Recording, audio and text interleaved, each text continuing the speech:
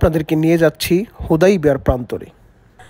যেই হুদাইবিয়ার ইতিহাস আপনারা সকলেই অবগত আছেন।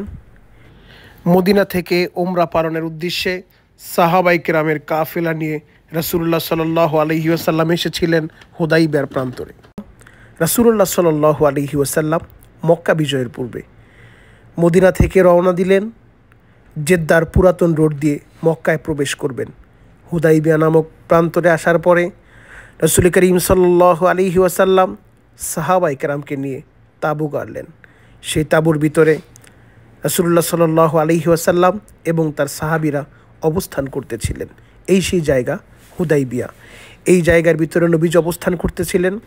হযরত উসমান রাদিয়াল্লাহু তাআলা আনহুকে মক্কায় প্রেরণ করলেন। হঠাৎ করে সংবাদ এলো মক্কার বেঈমানেরা হযরত ওসমানকে শহীদ করে ফেলেছে। যদিও সংবাদটা একটু মিস্টেক হয়েছিল, তথ্যটা ভুলভাবে উপস্থাপন করা হয়েছিল। এই দিক থেকে মক্কার কুফফার নেতা আবু সুফিয়ানের নেতৃত্বে মক্কার কাফেরেরা ঐক্যবদ্ধ হলো। রাসূলুল্লাহ সাল্লাল্লাহু আলাইহি ওয়াসাল্লাম এবং তার সাহাবীদেরকে তারা মক্কায় প্রবেশ করতে দিবে না। আবু সুফিয়ান এবং তার বাহিনীরা সাহাবায়ে কেরামকে প্রতিহত করার জন্য হুদাইবিয়ার উদ্দেশ্যে রওনা দিলেন।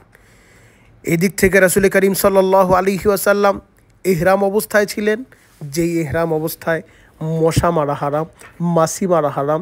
রাসূলুল্লাহর কানে যখন সংবাদ পৌঁছল ওসমান রাদিয়াল্লাহু তাআলা আনহুকে শহীদ করা হয়েছে, রাসূলুল্লাহ সাল্লাল্লাহু আলাইহি ওয়াসাল্লাম তার ইহরাম খুলে সাহাবায়ে কেরামের মজলিসে উপস্থিত হয়ে সেই গাছের নিচে দাঁড়িয়ে নবীজি হাত প্রসারিত করে দিলেন, ও আমার সাহাবীরা, এক ওসমানের রক্তের বদলা আমরা নেব।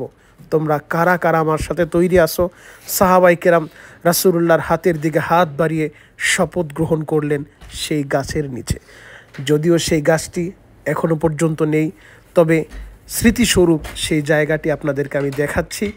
রাসূলুল্লাহ সাল্লাল্লাহু আলাইহি ওয়াসাল্লামের হাতে হাত দিয়ে সাহাবায়ে কেরাম তার কাছে বায়াত গ্রহণ করলেন হযরত ওসমান হত্যার বদলা নেওয়ার জন্য।